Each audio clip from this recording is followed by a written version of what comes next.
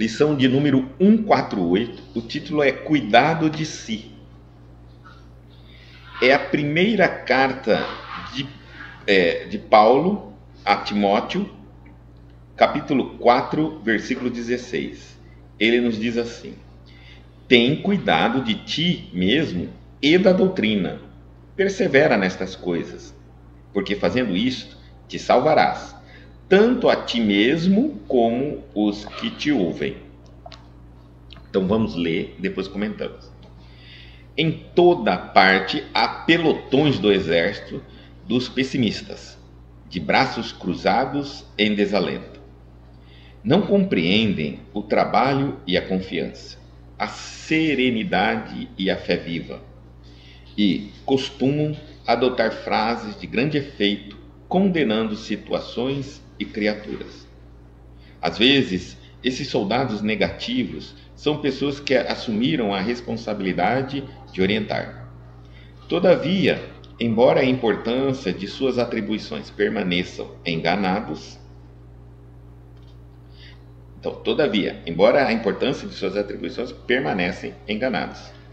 as dificuldades terrestres efetivamente são enormes e seus obstáculos reclamam grande esforço das almas nobres em trânsito no planeta.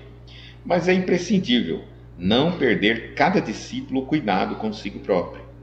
É indispensável vigiar o campo interno, valorizar as disciplinas e aceitá-las, bem como examinar as necessidades do coração.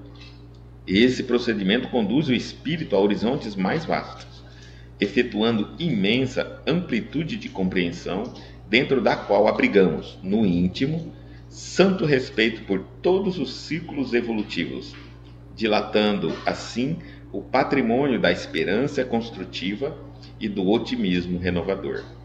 Ter cuidado consigo mesmo é trabalhar na salvação própria e na redenção alheia. Esse o caminho lógico para a aquisição de valores eternos. Se circunscrever-se o aprendiz aos excessos teóricos, furtando-se às edificações do serviço, é descansar nas margens do trabalho, situando-se pouco a pouco no terreno ingrato da crítica satânica sobre o que não foi objeto de sua atenção e de sua experiência. Então, até o título aqui já é um chamado de cuidado, de cautela, né? Cuidado de si, chamando-nos para prestarmos mais atenção em nós mesmos, né? Principalmente no momento que nós estamos vivendo. E aqui, toda hora o meu aplicativo está saindo. E aqui ele diz assim, ó: tem cuidado de ti mesmo e da doutrina. Então, cuida de você, dos seus pensamentos, dos seus sentimentos, né? Do que você faz, do que você fala, e da doutrina, do conhecimento que você já tem, que você carrega. Persevera nisso, né? Nestas coisas, está dizendo assim, porque fazendo isso te salvarás, tanto a ti como aos que te ouvem. Ele está falando que mais com o tempo, desde aquela época, havia invasões de ideias, pensamento, cultura dentro do movimento cristão, para tentar deturpar, modificar a proposta do cristianismo. Então ele está falando, olha, tende cuidado, né? Se você já está estudando, se você já concluiu algumas coisas, utilize esse conhecimento. Não fica só um letrado do Espiritismo, usa o conhecimento, né? E principalmente para eliminar, afastar, combater ideias que não se condiz com isso. Mas, muito importante, analise essas ideias que não condiz com o conhecimento que já temos. Não vá refutar porque não é espiritismo. Não, analisa, veja se tem lógica, confronta ela com as ideias do espiritismo que estamos aprendendo. Se não tiver lógica, aí você afasta. Mas se tiver lógica, pode ser que esteja dizendo a mesma coisa que você sabe, de outra maneira. Senão a gente fica radical, né? Muito fanático. Em toda parte, agora vamos para a lição.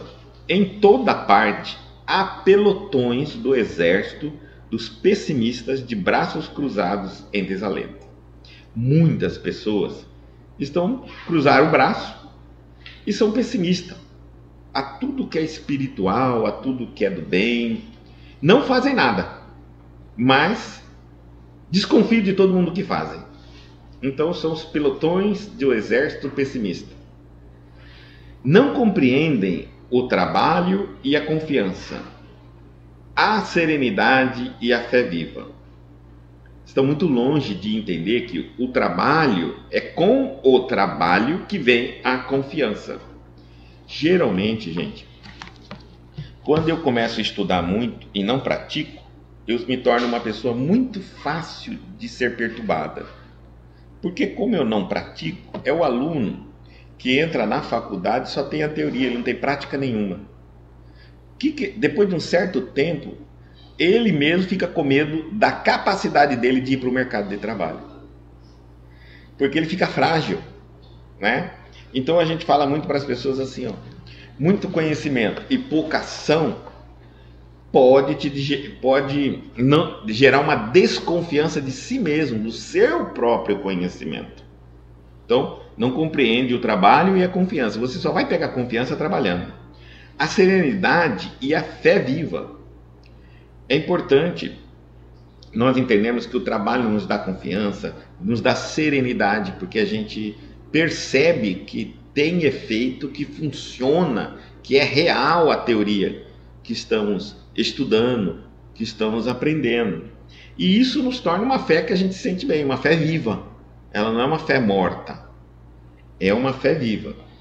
E costumam adotar frases de grande efeito, condenando situações e criaturas. Agora, isso aqui está muito comum, né? A gente está vendo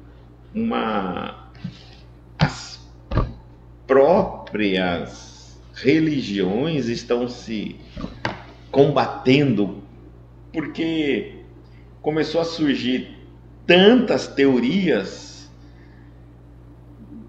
como uma explosão de criatividade humana. E olha que o ser humano é muito crítico, muito criativo.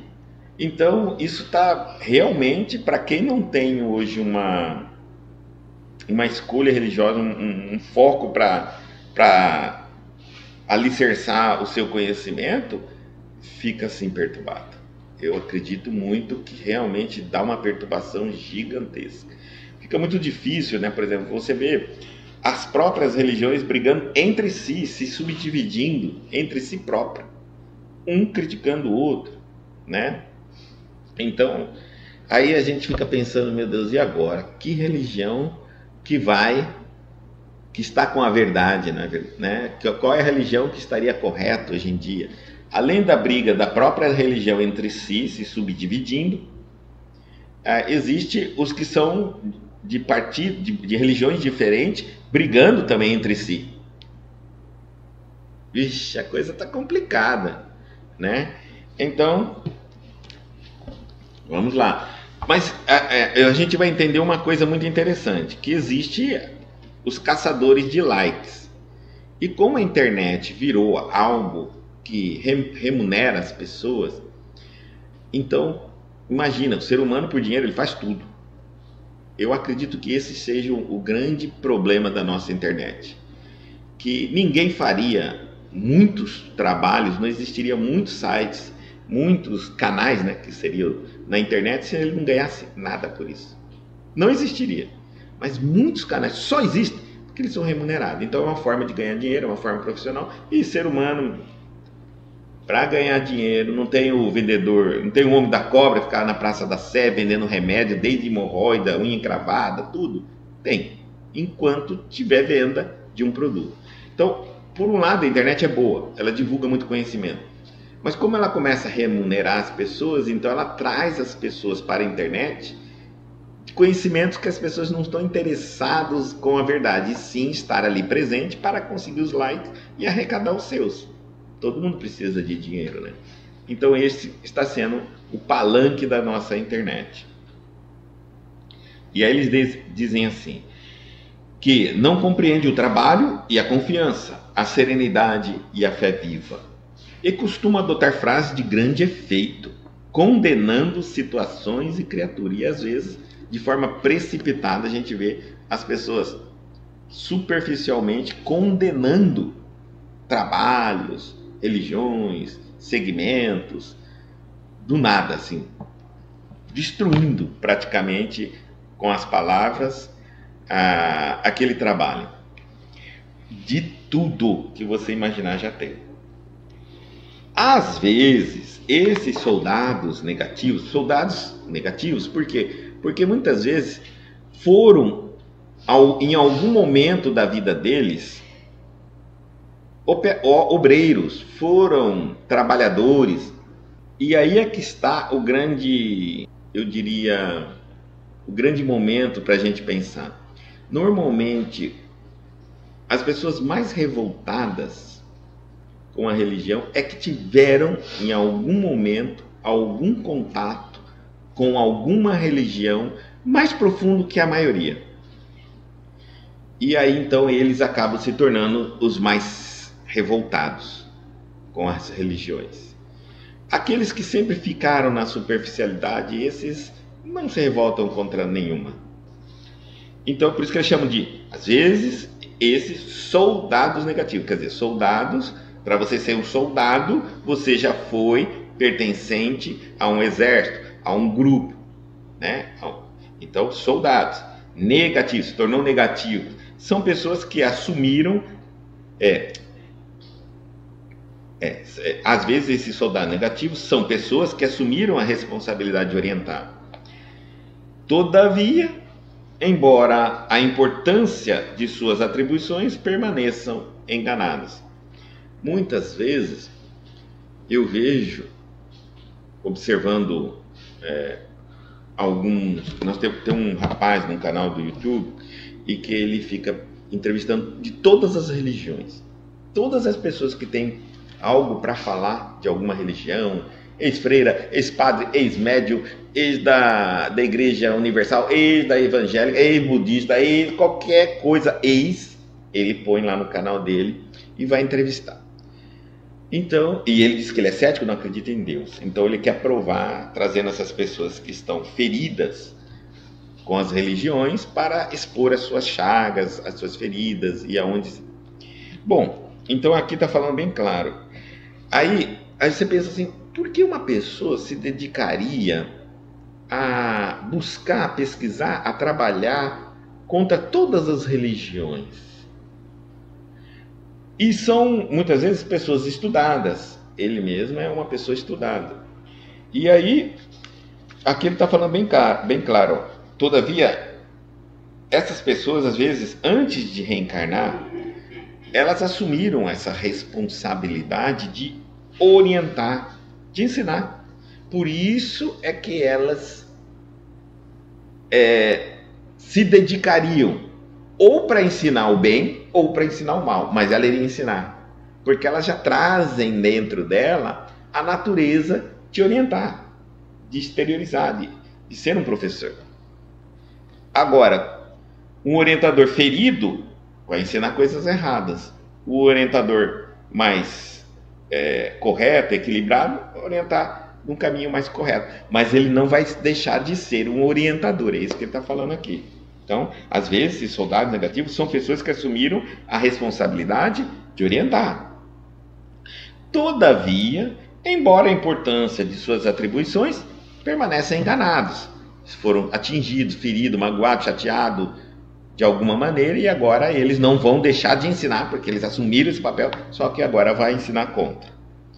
As dificuldades terrestres efetivamente são enormes e os seus obstáculos reclamam grande esforço das almas nobres em trânsito no planeta.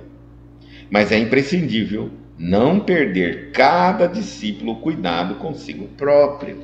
Então ele está mostrando assim, ó, com certeza, todos nós, acreditando ou não em Deus, seguindo ou não o Cristo ou outras religiões, encontraremos obstáculos, dificuldades terrestres.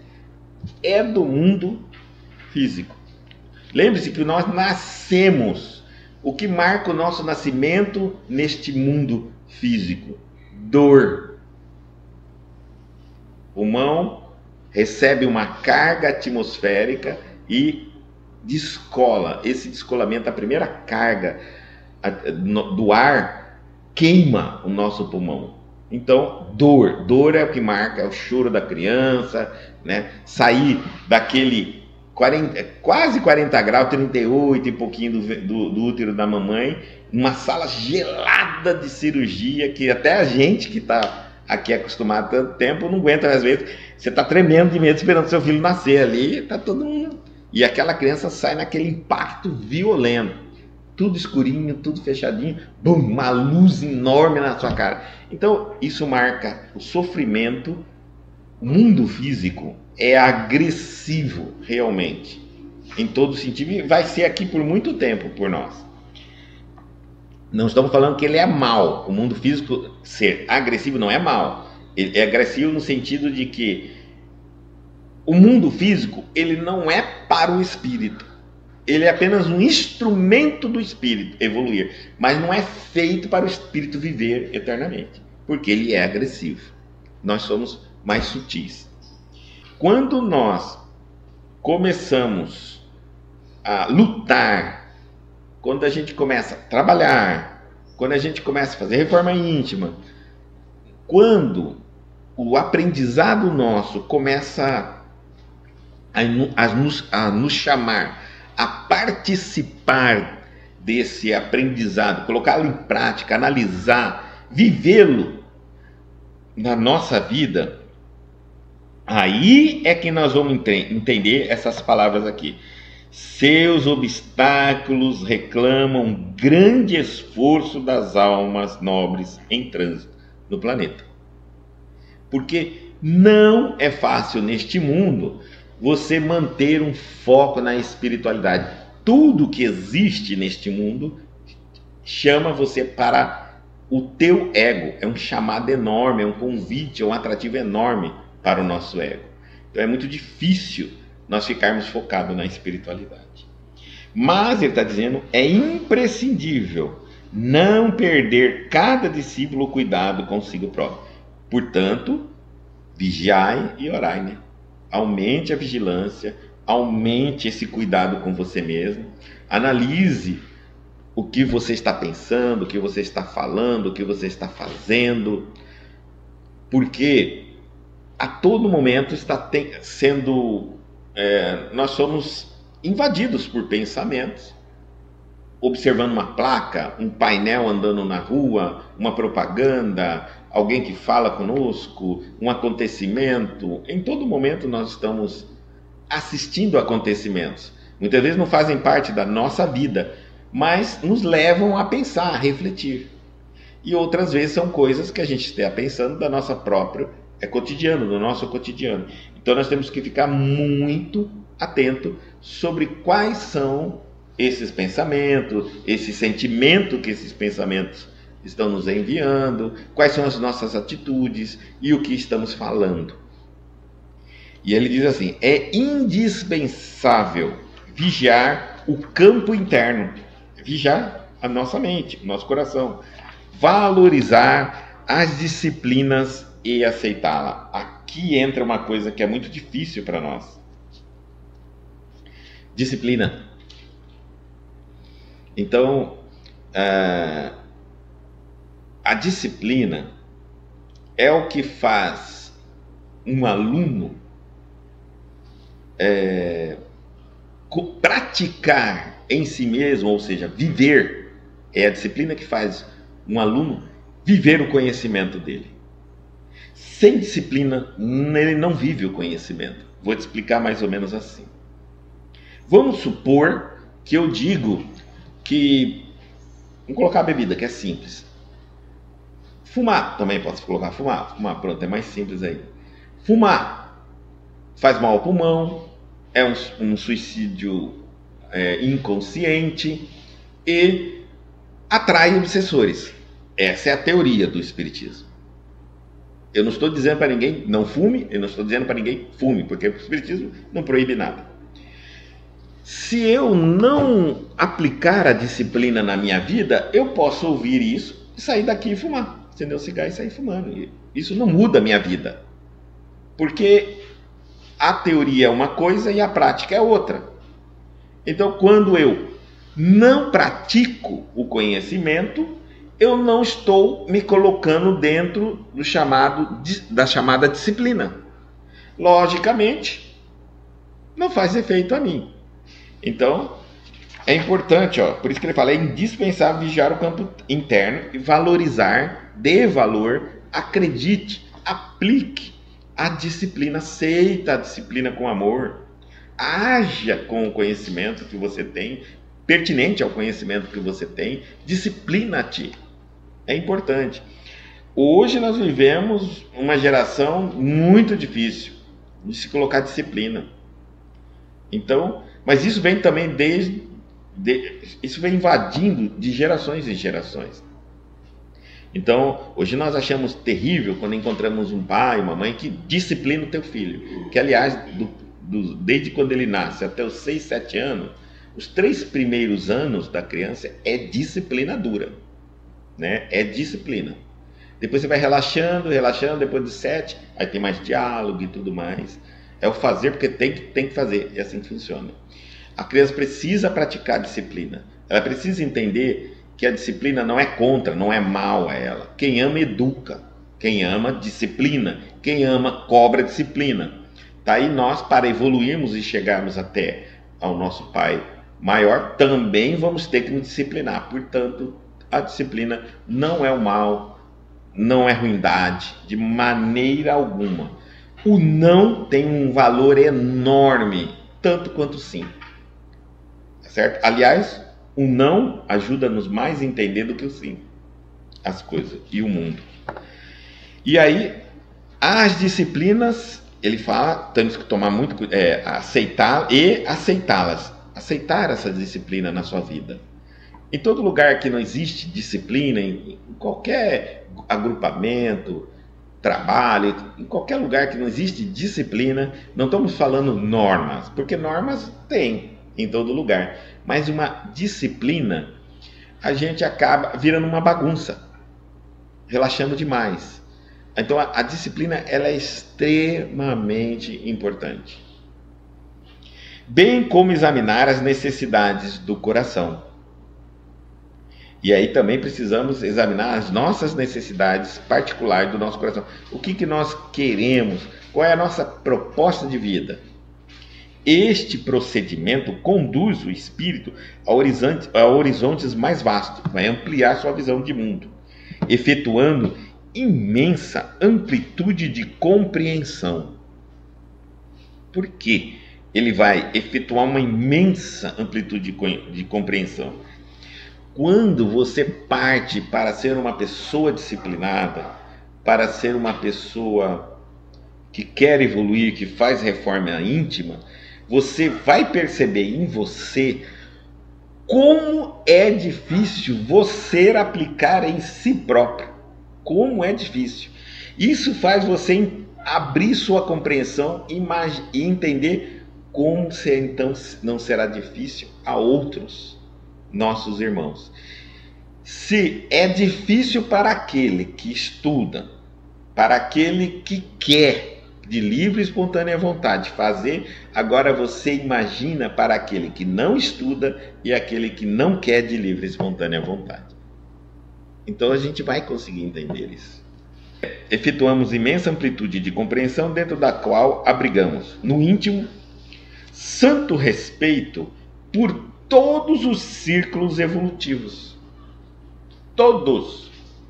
Dilatando assim o patrimônio da esperança construtiva e do otimismo renovador. E dessa maneira também nós vamos compreendendo todos os círculos evolutivos. Olha que ele não falou só de religião, hein? Qualquer círculo que esteja crescendo, progredindo, fazendo bem, trabalhando para o próximo, a gente vai entender o quanto aquele grupo, seja de qual denominação for, luta para se tornar melhor. Nós não somos perfeitos, não nascemos perfeitos. Nós vamos nos tornando a partir do momento que vamos evoluindo. Nós vamos nos tornar perfeitos. Então é natural que quando a gente olha mais adentro de determinados grupos, você vai ver crises, você vai ver desentendimento, você vai ver uma série de situações da natureza humana. O que não invalida de forma alguma o conhecimento que todos estão trabalhando para melhorar. Eu diria assim, um atleta, ele treina com uma determinada disciplina e seguindo uma rotina do seu treinador para ter sucesso nas competições, evoluir sua destreza física, né? E aplicá-la no momento certo. Bom, mas se por acaso numa competição um ganha dele, um outro competidor ganha dele, não invalida tudo aquilo que o seu treinador fez. Tá? Não, de forma nenhuma. Ele pode por si só analisar que quando ele começou a treinar até o dia que ele foi competir, ele evoluiu muito. Mas não foi o suficiente para o melhor daquela competição. Ele só não ganhou o prêmio, ele não foi o melhor de todos. Mas ele evoluiu. Isso é importante para nós. Então, quando eu olho um grupo religioso que esteja trabalhando para o bem, óbvio que se nós... mas às vezes naquele grupo tem uma discussão, tem uma briga, tem isso, tem aquilo, é natural. Ninguém é perfeito, ninguém é anjo. Mas eu acredito que logo no começo tinha bem mais. Né? E depois vai se melhorando gradativamente, até que chegue à perfeição. A reforma íntima não tem como pegar todos os lados ao mesmo tempo. Já é muito esforço eu pegar um defeito por vez, de cada 5 em 5 anos para me transformar.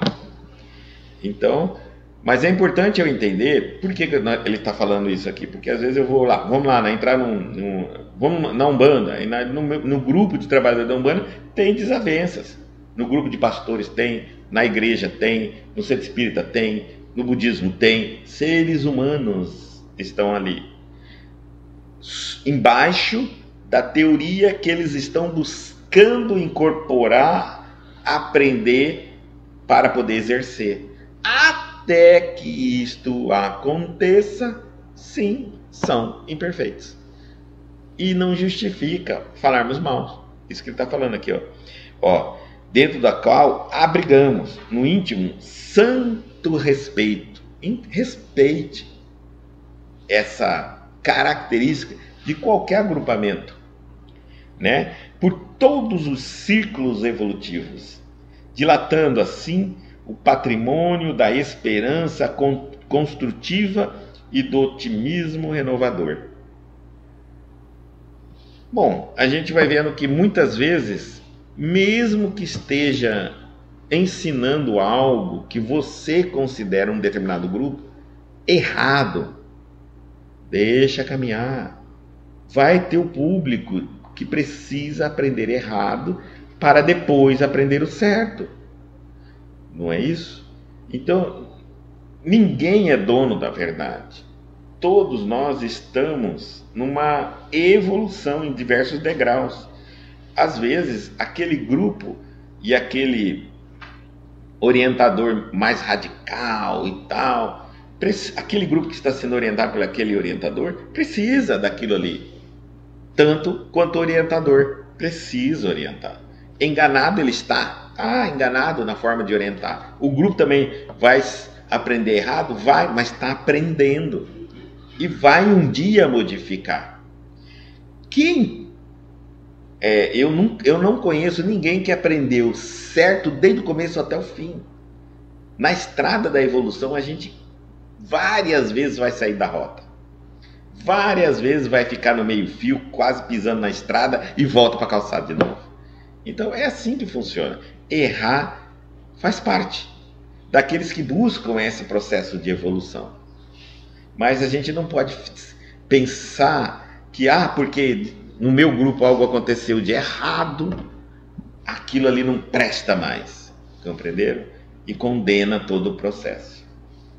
Às vezes perder muito tempo, né, falando mal, que eu faça da forma que eu acho que é o correto. Porque é o seguinte, ele está falando sobre o trabalho. Não adianta ficar de braço cruzado, né? Aqui também no começo falando, em toda parte há pelotões de exército pessimista de braços cruzados em desalento. Então ele fala assim, não dá, ficar de braço cruzado apontando o defeito de tudo é fácil. Aliás, é fácil jogar pedra, Dulce é a vidraça. Então, antes disso, antes de eu jogar, de eu apontar defeitos, faça o que eu acho que deveria ser o correto. Esse seria a forma verdadeira, porque eu estaria mostrando, por exemplo, como fazer, e não criticando os que fazem. Tá certo? Seria uma maneira mais correta, porque a crítica pela crítica, ela não esclarece nada, ela não orienta, ela confunde. Se eu chegar aqui e começar a fazer um monte de crítica em várias teorias, as pessoas vão ficar assim, ai meu Deus, e agora o que eu vou acreditar? Fica uma confusão dentro dela, né? Então a gente, antes de fazer as críticas, se propõe a fazer o trabalho que a gente considera correto. E caso alguém fale, por que você não faz assim? Aí você mostra qual é a diferença. Mas tem que deixar um caminho para aqueles que não se adaptaram aos caminhos que hoje já existem. Então eu vou criar um outro caminho, mais uma estrada, porque a milha, a infinita maneira de alcançar Deus. Todos os caminhos nos levam a Deus. Até se você falar aqui, ó, Guto, pera aí, tá falando todos os caminhos. Sim, se você entrar num grupo satânico, de fazer magia negra, de matar bode, criança, você vai chegar a Deus? Vai chegar a Deus. Não é possível que você está falando? Vai. Por quê? Porque lá no final, todas as consequências desses erros que você cometeu vai pesar sobre você e você vai entender que o caminho que você renegou ou o caminho que você escolheu está errado. E isso faz com que você assuma na sua vida dali por diante um caminho melhor. Então, até o mal, na visão de Deus, não existe. Não existe caminho mal, caminho errado, direção errada. Existe caminho que vai demorar mais para você alcançar a bondade, a evolução. Isso existe, mas que você nunca vai chegar a Deus é impossível. Ele é o início, é o meio e o fim. Então nós não saímos dele, em hipótese nenhuma. Só estamos fazendo coisas que vão nos levar mais tempo. Entenda isso. Para que a gente nem falar mal, aquela coisa de criar briga. Não, tá tudo certo. Aí ele diz assim, ó. Ter cuidado consigo mesmo é trabalhar na salvação própria e na redenção alheia. É interessante os espíritos que eles não colocam palavras por acaso. Por que ele não falou assim, ó? Ter cuidado consigo mesmo é trabalhar na salvação própria e na salvação alheia. Porque ninguém salva ninguém. Nem Jesus salvou absolutamente ninguém. Se estivéssemos salvos, não estaríamos aqui passando o que estamos passando, né? Então, ele não salvou ninguém. Porque ninguém é salvador de ninguém. Então, eu só salvo a mim mesmo. Por isso é que a palavra dele é bem colocada, ó. Ter cuidado consigo mesmo é trabalhar na salvação própria. Não é salvação alheia. Mas então, por quê? Como é que eu estou me salvando? Quando você opta pelos conceitos mais legítimos dos ensinamentos do Cristo, você está salvando você mesmo do sofrimento que viria como consequência da sua escolha por conceitos contrários à lei de Deus. É isso, você se salva. Você é o próprio Salvador, de acordo com as suas escolhas, ou o seu próprio libertador, né? E na redenção alheia, ele não colocou salvação alheia, porque a gente não tem capacidade de fazer isso. Se colocasse aqui, muita gente já queria sair querendo salvar pessoas. Nós temos isso na nossa psicologia, que a gente sempre vai salvar alguém, né? A gente sempre tem isso. Mães, pais, companheiros, né? A gente vê muita gente falando assim, mas se eu não fizer tal coisa para o meu filho, ele vai piorar. Se eu fizer isso, se eu fizer aquilo, como se a minha vida tivesse atrelada a alguém, a alguma pessoa, e que eu não posso tomar algumas decisões na minha vida, porque isso faria com que aquela pessoa fosse piorar a situação dela. Não é verdade, nós não salvamos ninguém. Mas ele continua aqui, é trabalhar na salvação própria sua e na redenção alheia. Redenção, o conceito de redenção é possibilitar a pessoa a se auto-libertar. Isso é redenção. Então Jesus trabalhou para a nossa redenção e não para a nossa salvação. Porque ele nos deu tudo o que necessitamos para nos libertarmos das consequências do mundo físico, do mundo material, das consequências de uma escolha que não seja uma escolha saudável para um espírito, a vivência de um espírito. Então, é uma redenção. Então, você salva-se e leva a quem quer que seja a redenção. Esse o caminho lógico para a aquisição de valores eternos. Esse é o caminho lógico, óbvio, que ele está falando. Circunscrever-se o aprendiz aos excessos teóricos, furtando-se às edificações do serviço, ou seja, olha, se você ficar muito intelectual, muito culto, mas não aplica isso, não pratica isso, é descansar, está falando assim, nas margens do trabalho, situando-se pouco a pouco no terreno ingrato da crítica satânica, sobre o que não foi objeto de sua atenção e de sua experiência. Por quê?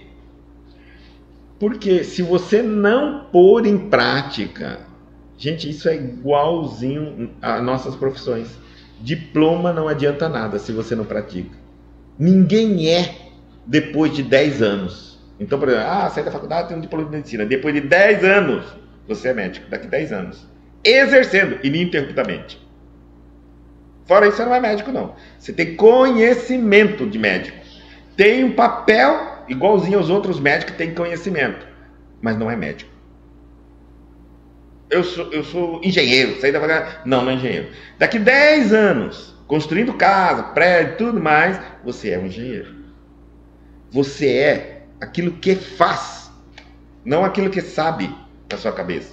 Por enquanto, você não fez absolutamente nada. Então, papel por papel, diploma por diploma, você vai ter muitos. Isso é comum.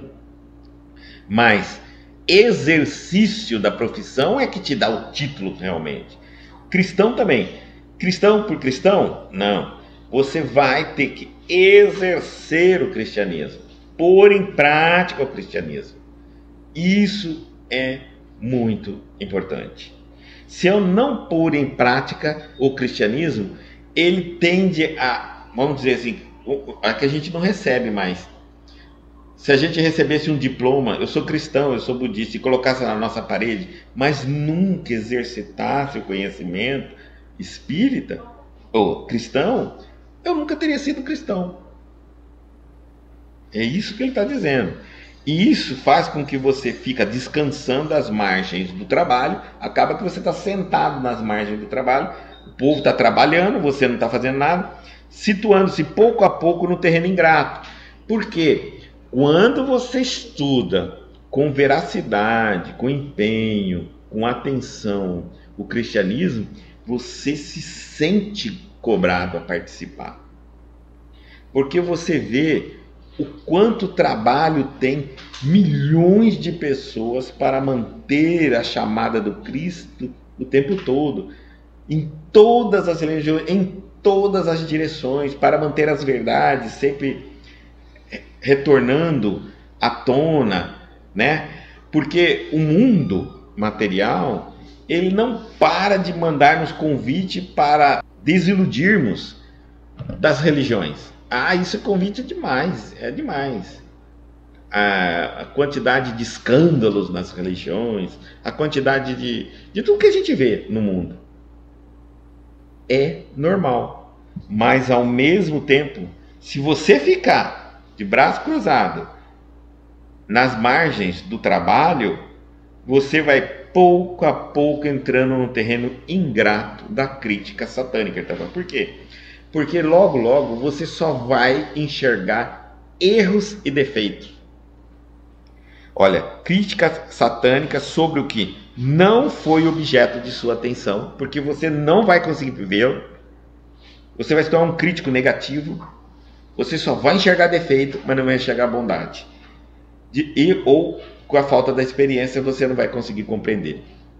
O cristianismo, se nós partíssemos para isso, o cristianismo já entra falido. Porque Pedro renuncia a Jesus. Então ele já começou. Judas traiu Jesus. Tomé renega. Fica em dúvida, tem que provar para ele.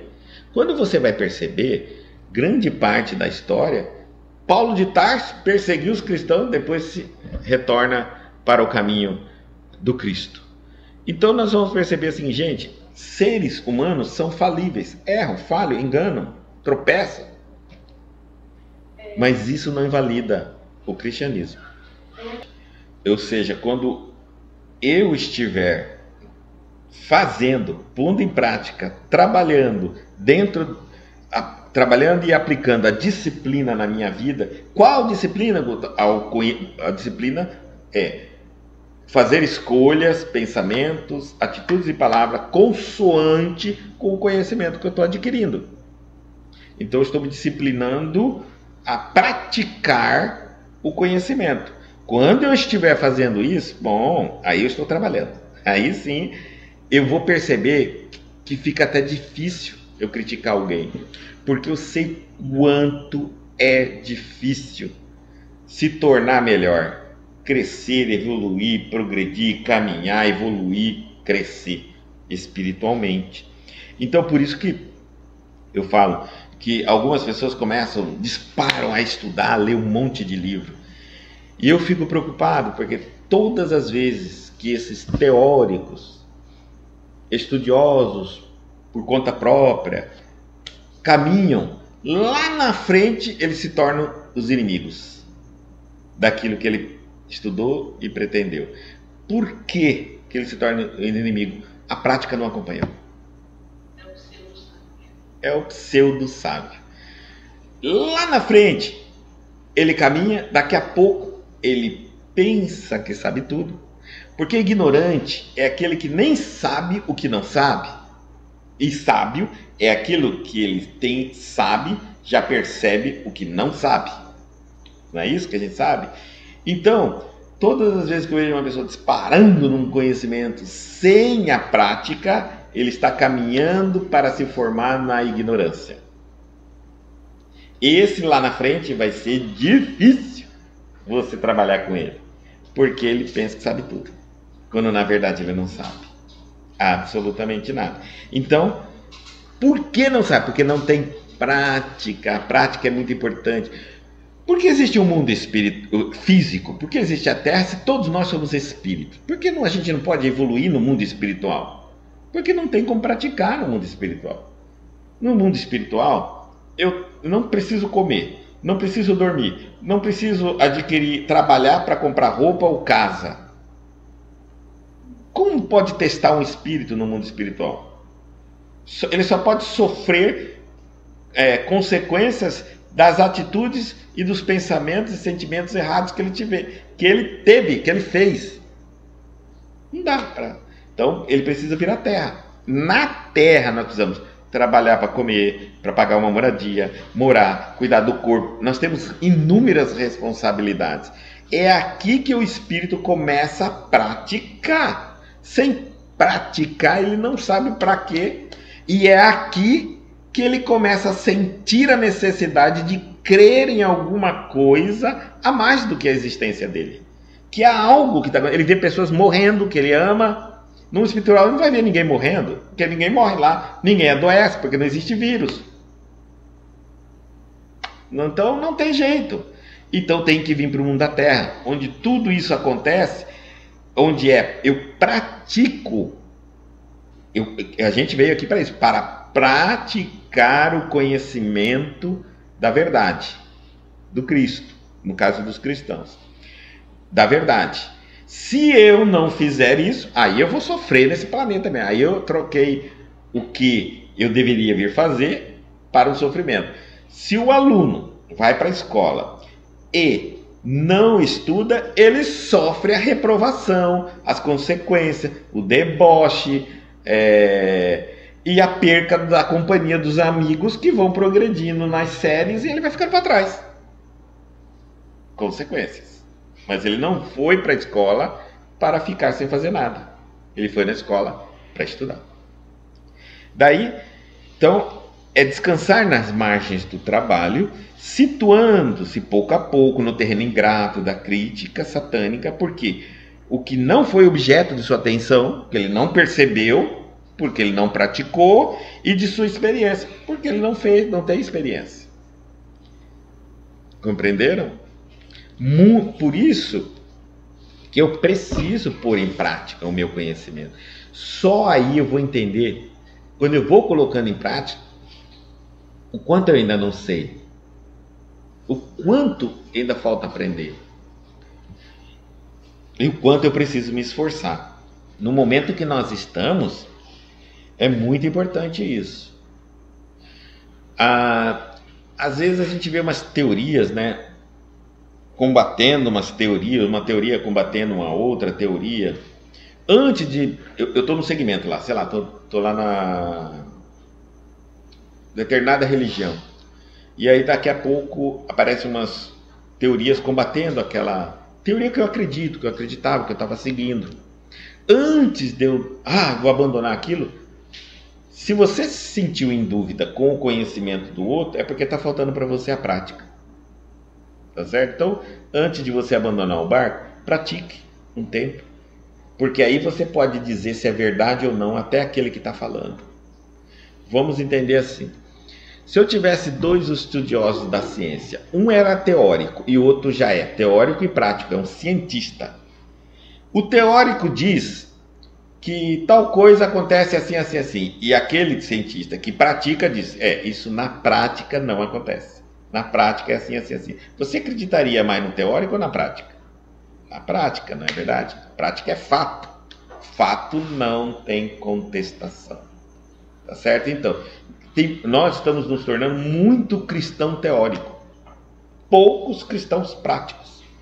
Eu prefiro acreditar nos práticos e não nos teóricos. Até porque essas teorias vêm muito do devaneio das pessoas. Uma teoria, por exemplo, a prática quebra, ela lapida uma série de conceitos que nós temos. Quando a gente aprende teoricamente, a gente pensa que está entendendo.